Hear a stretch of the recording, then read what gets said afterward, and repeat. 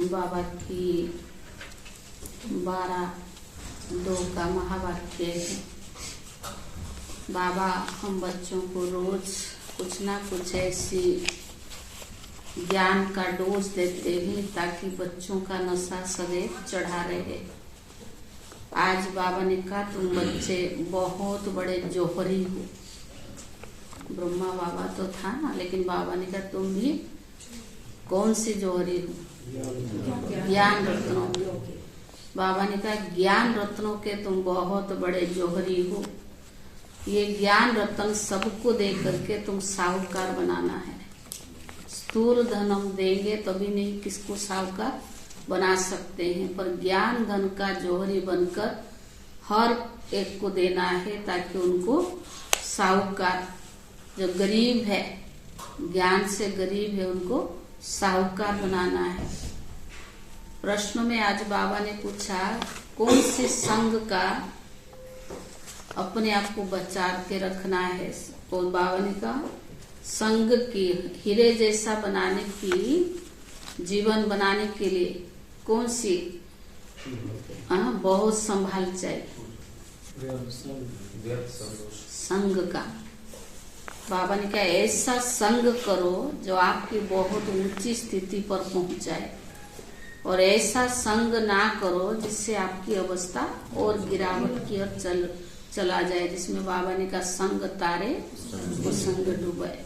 तो बाबा ने कहा संग जो अच्छे बाबा की रेगुलर स्टूडेंट्स है, बाबा के पढ़ाई में रेगुलर पंक्चुअल है, जो ज्ञान की विचार सागर मंथन करते हैं, ज्ञान की गहराई में जाते हैं, अपनी भी उन्नति करते औरों का भी उन्नति करते, बाबा ने कहा ऐसों का संग करना है। आज बाबा ने जैसे दादी जानकी का उदाहरण दिया है कि ये बहुत बड़ा जोहरी है, किसी को ज्ञान सुनाए बगैर रह नहीं सकती। तो ऐसे बाबा ने कहा तुम बच्चों को भी संग अच्छा करना है और सबको ज्ञान रत्नों से साहूकार बनाना है। सार है मीठे बच्चे तुम बहुत बड़े जोहरी हो।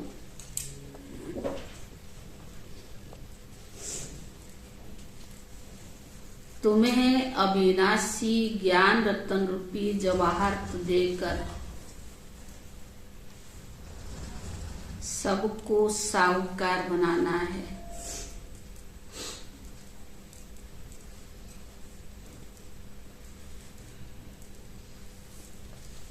प्रश्न है अपने जीवन को हीरे जैसा बनाने के लिए किस बात की बहुत बहुत संभाल चाहिए? अपने जीवन को हीरे जैसा बनाने के लिए किस बात की बहुत बहुत संभाल चाहिए? उत्तर है संग की।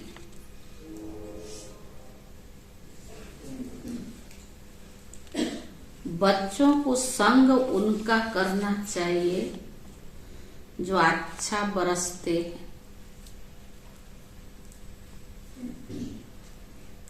जो बरसते नहीं है उनका संग रखने से फायदा ही क्या। जो बरसते ही नहीं है उनकी संग रखने से फायदा ही किया। संग का दोष बहुत लगता है।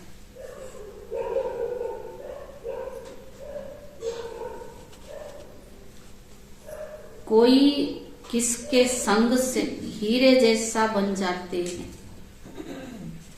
कोई किसके संग से हीरे जैसा बन जाते हैं, कोई फिर किसके संग से ठिक्कर बन जाते हैं।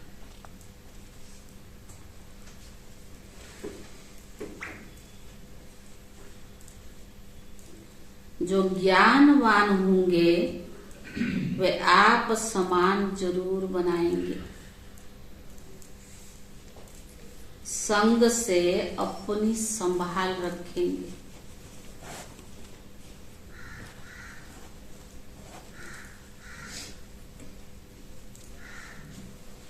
ओम शांति। मीठे मीठे रूहानी बच्चों को सारी सृष्टि, सारा ड्रामा अच्छी रीति बुद्धि में याद है, कंट्रास्ट भी बुद्धि में है। यह सारा बुद्धि में पक्का रहना चाहिए कि सतयुग में सब श्रेष्ठाचारी, निर्विकारी, पावन, साल्वेंट थे। अभी तो दुनिया भ्रष्टाचारी है ना, विकारी, पतित, इनसॉल्वेंट है। अभी तुम बच्चे संगम युग पर हो, तुम उस पार जा रहे हो। जैसे नदी और सागर का जहाँ मेला होता है, उनको संगम कहते हैं ना। एक तरफ मीठा पानी, एक तरफ खारा पानी होता है। अब यह भी है संगम। तुम जानते हो बराबर सतयुग में लक्ष्मी नारायण का राज्य था, फिर ऐसे चक्कर फिरा। अभी है संगम युग। कलयुग के अंत में जब सब दुखी है तो इसको जंगल कहा जाता है, सतयुग को बगीचा कहा जाता है। अभी तुम कांटों से फूल बन रहे हो। यह स्मृति तुम बच्चों को होनी चाहिए। हम बेहद के बाप से वर्षा ले रही हैं, यह बुद्धि में याद रखना है। 84 जन्मों की कहानी तो बिल्कुल कॉमन है, समझते हो। अब 84 जन्म पूरे हुए। तुम्हारी बुद्धि में तारावट है कि हम अभी संगम युग के बगीचे में जा रहे हैं। अब हमारा जन्म इस मृत्यु लोक में नहीं होगा, हमारा जन्म होगा अमर लोक में। शिव बाबा को अमरनाथ भी कहते हैं। वह हमको अमर कहानी भी सुना रही है। बाबा ने कहा वहां हम शरीर में होते हुए भी अमर रहेंगे, अपनी खुशी से टाइम पर शरीर छोड़ेंगे। उसको मृत्यु लोक नहीं कहा जाता है। तुम किसको भी समझाएंगे तो समझेंगे, बराबर इनमें पूरा ज्ञान है। सृष्टि का आदि मध्य अंत का तो है ना। छोटा बच्चा भी जवान और वृद्ध होता है, फिर अंत में आ जाता है, फिर बच्चा बनता है। सृष्टि फिर नई बनती है, फिर काटर पुरानी, आधी पुरानी, फिर सारी पुरानी हो जाती है, फिर नई होगी। यह बातें औरों को, एक दो को सुना नहीं सकते। ऐसी चर्चा और कोई कर नहीं सकते, सिवाय तुम ब्राह्मणों के और कोई कह भी नहीं सकता कि ये रूहानी नॉलेज मिल न सके। ब्राह्मण बनने में आए तब तो ज्ञान सुने ना, बाबा के बने तभी तो ज्ञान प्राप्त हुआ। सिर्फ ब्राह्मण ही जाने। ब्राह्मणों में भी नंबरवार है, कोई यथार्थ तो सुना सकते हैं, कोई नहीं भी सुना सकते हैं, तो उन्हों को कुछ मिलता नहीं है। जौहरियों में भी देखेंगे कोई के पास तो करोड़ों का माल रहता है और कोई के पास 10,000 का माल भी नहीं होगा। तुम्हारे में भी ऐसे है। जैसे देखो ये जनक है, यह अच्छा जौहरी है, इनके पास बहुत वैल्यूबल जवाहरात है। दादी ज्ञान को विचार सागर मंथन करती है और कितना सुनाती है। अभी तो नहीं, जब हम लोग ज्ञान में आए थे तो मुरली के बाद दादी जानकी की एक पेज जरूर क्लास सुनाई जाती थी हमारे वहाँ, क्योंकि दादी की भी क्लासेस हर रोज जाता था। जैसे बाबा की मुरली जाती है ऐसे, तो मुरली के बाद दादी जानकी की मुरली क्लास सुनाया करते थे दादी, क्योंकि उस समय तभी तो बाबा ने कहा ना बहुत वैल्यूबल जवाहरात है उनके पास, किसी को देकर अच्छा साहूकार बना सकती हैं। कोई छोटा जहरी है, जास्ती दे भी नहीं सकते हैं, तो उनका पद भी कम हो जाता है। तुम सब जौहरी होना, यह अविनाशी ज्ञान रत्नों के जवाहरात है। जिसके पास अच्छे रत्न होंगे वे साहूकार बनेंगे, औरों को भी बनाएंगे। ऐसे नहीं कि सब अच्छे जौहरी होंगे। अच्छे अच्छे जौहरी बड़े बड़े सेंटर्स पर भेज देते हैं। बड़े आदमी को अच्छी जवाहरात भी दी जाती है। बड़े बड़े दुकान पर एक्सपर्ट रहते हैं ना। बाबा को भी कहा जाता है सौदागर, रत्नागर। रत्नों का सौदा करते हैं। फिर जादूगर भी है, क्योंकि उनके पास दिव्य दृष्टि की चाबी है। कोई नुधा भक्ति करते हैं तो क्या, अगर कोई नुधा भक्ति करते तो उनको भी साक्षात्कार हो जाता है। यहाँ वो बात नहीं है।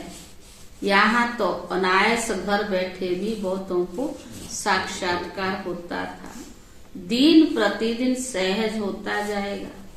कईयों को ब्रह्मा का और श्री कृष्ण का भी साक्षात्कार होता था। उनको कहते ब्रह्मा के पास जाओ, जाकर उनके पास प्रिंस बनने की ये पढ़ाई पढ़ो। यह पवित्र प्रिंस प्रिंसेस चले जाते हैं ना। प्रिंस को पवित्र भी कह सकते हैं। पवित्रता से जन्म होता है ना। पतित को भ्रष्टाचारी कहेंगे। पतित से पावन बनना यह बुद्धि में रहना चाहिए। जो किसको भी समझा सके। मनुष्य समझते हैं यह तो बड़े सेंसिबल है। बोलो हमारे पास कई शास्त्र आदि का नॉलेज, कोई शास्त्र आदि का नॉलेज नहीं है। यह तो हमारे पास रूहानी नॉलेज है, जो रूहानी बाप समझाते हैं। यह है त्रिमूर्ति ब्रह्मा विष्णु शंकर। यह भी रचना है। रचयिता तो एक बाप है, वह होते हैं हद के क्रिएटर। यह है बेहद का बाप, बेहद का क्रिएटर। बाप बैठकर पढ़ाते हैं, मेहनत करनी होती है। बाप गुलगुल यानी फूल बनाते हैं। तुम हो ईश्वरीय कुल के, तुमको बाबा पवित्र बनाते हैं। अगर पवित्र बनते तो अपवित्र बनते तो कुल कलंकित करते। बाबा क्या बनाते? पवित्र। अगर पवित्र के बजाय पवित्र बनते तो कुल कलंकित करते हैं।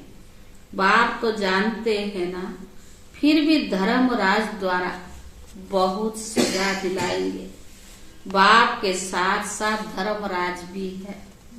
धर्मराज की ड्यूटी भी अभी पूरी होती है। सतयुग में तो होगी नहीं, फिर शुरू होती है द्वापर से। बाप बैठ कर्म अकर्म विकर्म की गति समझाते। कहते हैं ना, इनसे आगे जन्म में ऐसे कर्म किए हैं जिसकी ये भोग ना हो रही है। सतयुग में ऐसे नहीं कहेंगे, बुरे कर्म का वहां नाम नहीं होता है। तो बाबा ने कहा यहाँ तो बुरे अच्छे दोनों है, सुख दुख दोनों है ना, परंतु सब सुख बहुत थोड़ा है। वहां फिर दुख का नाम नहीं। सतयुग में दुख कहाँ से आया? तुम बाबा से नई दुनिया का वर्षा लेते हो, क्योंकि बाबा तो है ही दुख करता सुख करता। दुख कब से शुरू होता है ये भी तुम बच्चे जानते हो। शास्त्र में तो कल्प की आयु लंबी चौड़ी लिख दी है। अभी तुम जानते हो आधा कल्प के लिए हमारे सारे दुख दूर हो जाएंगे और हम सुख पाएंगे। ये सृष्टि का चक्कर कैसे फिरता है इस पर भी समझाना बड़ा सहज है। यह सब बातें तुम्हारे सिवाय और कोई की बुद्धि में हो न सके। लाखों वर्ष कह देने से सब बातें बुद्धि से निकल जाती हैं। अभी तुम बच्चे जानते हो यह चक्कर 5000 का वर्ष है। कल की तो बात है, जबकि इन सूर्यवंशी चंद्रवंशियों का राज्य था। कहते भी ब्राह्मणों का दिन ऐसे नहीं शिव बाबा का दिन कहें। किसका दिन? ब्राह्मणों का रात और ब्राह्मणों का दिन, बाबा का नहीं।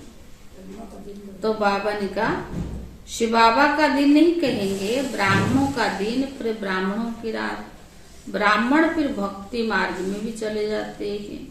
अभी तो है ही संगम युग, ना दिन है ना रात है। तुम जानते हो हम ब्राह्मण फिर देवता बनेंगे, त्रेता में क्षत्रिय बनेंगे। यह बुद्धि में पक्का याद कर लो। इन बातों को और कोई नहीं जानते हैं। वह तो कहेंगे शास्त्र में इतनी आयु लिख दी, और तुम क्या कहेंगे हिसाब कहाँ से आया है। यह अनादि बना बनाया ड्रामा है। यह कोई नहीं जानते हैं। तुम बच्चों की बुद्धि में है आधा कल्प सतयुग त्रेता, फिर आधा कल्प से भक्ति शुरू होती है। वह हो जाता है त्रेता और द्वापर का संगम। द्वापर में भी ये शास्त्र आदि आस्ते आस्ते बनते हैं। भक्ति मार्ग की सामग्री बड़ी लंबी चौड़ी है।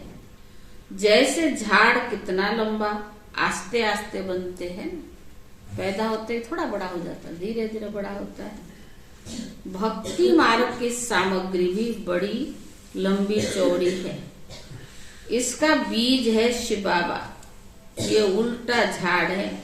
पहले पहले आदि सनातन देवी देवता धर्म थे। ये बातें तुम बच्चे ही सुनाते हो।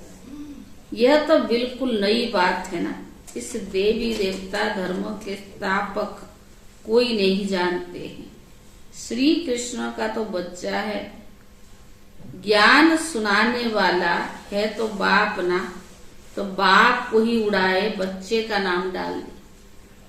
कहते गीता किसने सुनाई? श्री कृष्ण सुनाई। गीता ज्ञान दाता तो शिव बाबा है ना, तो बाप के बदले बच्चे का नाम डाल दिया। श्री कृष्ण के ही चरित्र आदि बैठ दिखाए हैं। बाबा कहते लीला कोई श्री कृष्ण की नहीं है। गाते हैं ना, हे प्रभु तेरी लीला अपरम अपार। लीला एक ही होता है। शिव बाबा महिमा बड़ी न्यारी है। वह तो सदा पावन रहने वाले हैं, परंतु वह पावन शरीर में आ न सकते। शिव बाबा कब आता है? पति शरीर अंत के समय। उनको बुलाते हैं पति दुनिया को आकर पावन बनाओ। तो बाप कहते मुझे पति दुनिया में आना ही पड़ता है। इनके बहुत जन्म के अंत में आकर इनमें प्रवेश करता हूँ। तो बाबा कहते मुख्य बात क्या है? नहीं, अलग और बेग को याद करना। बाकी सारी रेजगारी वह सब धारणा कर न सके। जो धारणा कर सकते हैं उनको ही समझाता हूँ। बाकी तो कह देता हूँ मनमना भाव। उनको समझाता हूँ। जो नहीं कर बाबा ने कहा बाकी तो होलसेल में क्या कह देता हूँ मनमना भाव। नंबर बार बुद्धि तो होती है ना। बादल कोई तो खूब बरसते और कोई थोड़ा बरस कर चले जाते हैं।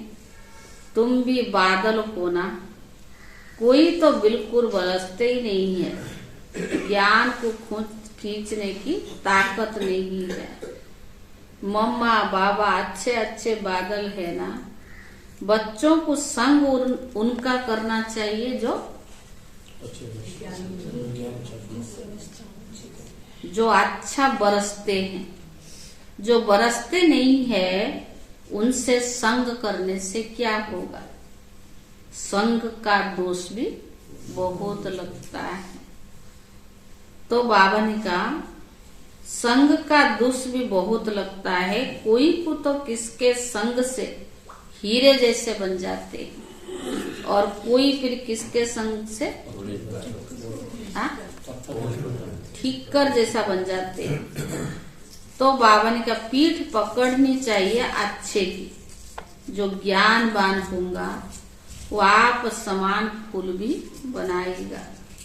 सत बाप से जो ज्ञान और योगी बने उनका संग करना चाहिए। बाबा ने कहा ऐसे नहीं समझना चाहिए हम फलाने के पूंछ पकड़कर पार हो जाएंगे।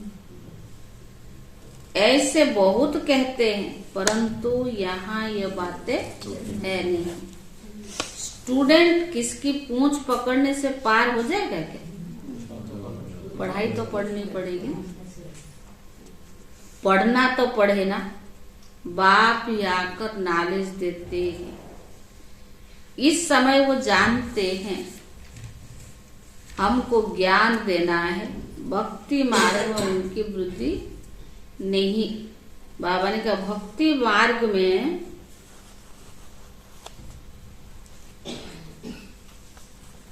परंतु यहाँ तो बात नहीं है। इस समय तुम जानते हैं हमको ज्ञान देना, भक्ति मार्ग में उनकी बुद्धि में बातें नहीं रहती कि हमको जाकर ज्ञान देना है। यह सब ड्रामा अनुसार ही नोंद है। बाबा कुछ करते नहीं है। ड्रामा में दिव्य दृष्टि मिलने का पाठ है तो साक्षात्कार भी हो जाता है। बाबा कहते ऐसे नहीं कि मैं बैठकर कुछ साक्षात्कार कराता हूँ, यह सब ड्रामा में नोंद। बाबा तो अपना ही बिल्कुल झाड़ देता पल कि मैं थोड़ी कुछ करता हूँ, तो सब ड्रामा में नोंद है। अगर कोई देवी का साक्षात्कार करना चाहते हैं तो देवी तो नहीं कराएगी ना। देख लो कहता मैं कराता नहीं, और कहता कि मैं तो कोई अगर देवी का पूजा करता मानता है साक्षात्कार थोड़ी वो कराएगी। कहते हैं भगवान हमको साक्षात्कार कराओ। बाबा कहते ड्रामा में नोंद होगी तो हो जाएगा। मैं भी ड्रामा के बंधन में बंधा हुआ हूँ। बाप कहते मैं इस सृष्टि में आया हूँ, इनके मुख से बोल रहा हूँ, इनकी आंखों से तुमको देख रहा हूँ। अगर ये शरीर ना हो तो मैं तुम्हें कैसे देख सकूंगा। पति दुनिया में ही तो मुझे आना पड़ता है, स्वर्ग में मुझे कोई बुलाता नहीं है। मुझे बुलाते भी है संगम युग पर। जब संगम युग पर आकर शरीर लेता हूँ तब तुम्हें देखता हूँ। निराकार रूप में तो कुछ देख भी नहीं सकता हूँ, और गंश बिगर आत्मा कुछ भी कर न सके। बाबा कहते मैं देख कैसे सकता हूँ, चूर पूर कैसे कर सकता हूँ बिगर शरीर के। यह तो अंधश्रद्धा है जो कहते ईश्वर सब कुछ देखता है, सब कुछ वह करते हैं। देखेगा फिर कैसे? जब अर्गंश मिले तब तो देखेगा ना। बाप कहते अच्छा व बुरा काम ड्रामा अनुसार हर एक करते हैं। नोंद है मैं थोड़ी इतने करोड़ मनुष्यों का हिसाब किताब रखूंगा। मुझे शरीर है, बाबा ने कहा मुझे शरीर है तो सब कुछ करता हूँ। करण करावन हार भी तब कहते हैं, नहीं तो वो कह न सके। मैं जब इनमें आऊं तब तो आकर पावन बनाऊं। ऊपर में आत्मा क्या करेगी? शरीर से पाठ बजाएगी ना। मैं भी यहाँ आकर पाठ बजाता हूँ। सतयुग में मेरा पाठ है नहीं। पाठ बिगर कोई कुछ कर न सके। शरीर बिगर आत्मा कुछ भी कर नहीं सकती। आत्मा को बुलाया जाता है, वह भी शरीर में आकर बोलेगी ना। अर्गंश बिगर कुछ कर भी न सके। यह है डिटेल की समझानी। मुख्य बात तो कहा जाता है बाप और वर्षे को याद करो। बेहद का बाप इतना बड़ा है, उनसे वर्षा कब मिलता होगा ये कोई भी नहीं जानते हैं। तो बाबा ने कहा कहते हैं आकर दुख हरो सुख दो, परंतु कब ये किसको भी पता नहीं है। तुम बच्चे अभी नई बातें सुन रहे हो। तुम जानते हो हम अमर बन रही हैं, अमर लोक में जा रही हैं। तुम अमर लोक में कितने बार गए हो? पूछ रहा, गिनती क्या कोई? अनेक बार गए हो, कभी अंत नहीं होता है। चक्कर फिरता रहता है, इसका कभी अंत नहीं होता है। बहुत कहते क्या मोक्ष मिल नहीं सकता? बोलो नहीं, यह तो अनादि अविनाशी ड्रामा है। यह कभी विनाश नहीं हो सकता, यह अनादि चक्कर फिरता ही रहता है। तुम बच्चे इस समय सच्चे साहेब को जानते हो। तुम सन्यासी हो ना, वह फकीर नहीं। सन्यासियों को भी फकीर कहा जाता है, पर तुम बच्चे राज ऋषि हो। ऋषि को सन्यासी कहा जाता है ना। अभी फिर तुम अमीर बनते हो। भारत कितना अमीर था, अभी कैसा फकीर बन गया है। बेहद का बाप आकर बेहद का वर्षा देते हैं। गीत में भी है, बाबा आप जो देते हो और कोई दे न सके। आप हमको विश्व का मालिक बनाते हो, जिसको कोई भी लूट ना सके। ऐसे ऐसे गीत बनाने वाले अर्थ नहीं सोचते हैं।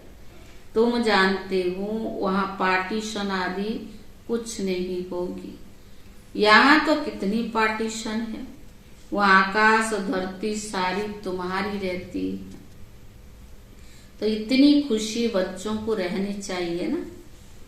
हमेशा समझो शिव बाबा सुनाते हैं, क्योंकि वह कभी हॉलीडे नहीं लेते। छुट्टी लेता कभी बाबा, कभी वो बीमार भी नहीं होता है। शिव बाबा बीमार होता है, याद शिव बाबा को ही, याद शिव बाबा की ही रहनी चाहिए। इनको कहा जाता है निरंकारी। मैं करता हूँ, मैं यह करता हूँ, ये अहंकार कभी नहीं आना चाहिए। सर्विस करना तो फर्ज है, इसमें अहंकार नहीं आना चाहिए। कराने वाला बाबा है, सेवा बाबा की है, तो बाबा ने कहा मैं करता हूँ या हम करते हैं, ये अहंकार नहीं आना चाहिए। अहंकार आया और गिरा। सर्विस करते रहो, क्योंकि ये तो रूहानी सेवा है ना। बाकी सब है जिस्मानी सेवा। शिव बाबा हमें रूहानी सेवा सिखाते, बाकी तो सब जिस्मानी सेवा है। अच्छा मीठे मीठे सिखिले दे बच्चों प्रति मात पिता बाप दादा का याद प्यार और गुड मॉर्निंग। रूहानी बाप की रूहानी बच्चों को नमस्ते, और रूहानी बच्चों की तरफ से रूहानी बाप दादा को याद प्यार और नमस्ते नमस्ते। धारणा के लिए मुख्य सार, बाप जो पढ़ाते हैं उसका रिटर्न क्या है? बाबा जो पढ़ाता है उसका रिटर्न गुलगुल यानी फूल बनकर दिखाना है। मेहनत करनी है। कभी भी ईश्वरीय कुल का नाम बदनाम नहीं करना है। कभी भी ईश्वरीय कुल का नाम बदनाम नहीं करना है। जो ज्ञानवान और योगी है उनका ही संग करना है।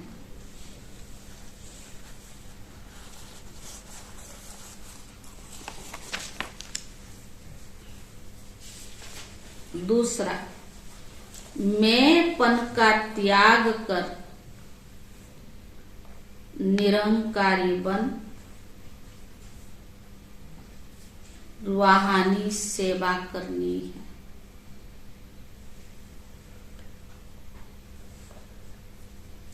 इससे अपना फर्ज समझना है।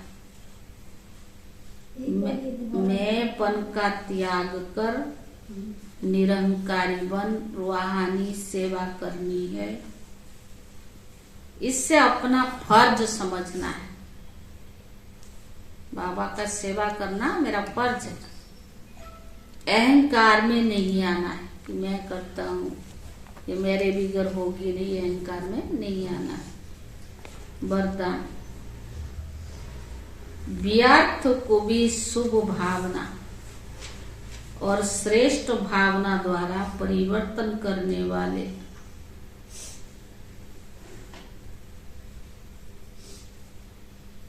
व्यर्थ को भी शुभ भावना और श्रेष्ठ भावना द्वारा परिवर्तन करने वाले सच्चे मर्जीवा भव।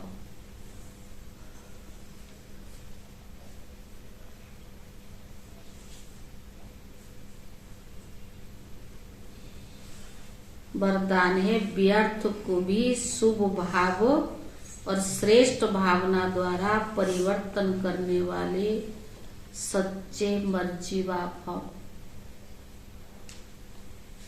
व्यर्थ को भी शुभ भाव और श्रेष्ठ भावना द्वारा परिवर्तन करने वाले सच्चे मर्जीवा भव। बाप दादा की श्रीमत है, बच्चे व्यर्थ बातें ना सुनो, ना सुनाओ, ना सोचो, सदा शुभ भावना से सोच, शुभ बोल, व्यर्थ को भी शुभ भाव से सुनो, शुभ चिंतक बन बोल के भाव को परिवर्तन कर दो। क्या दोबारा से रिपीट कर दो। सदा शुभ भावना से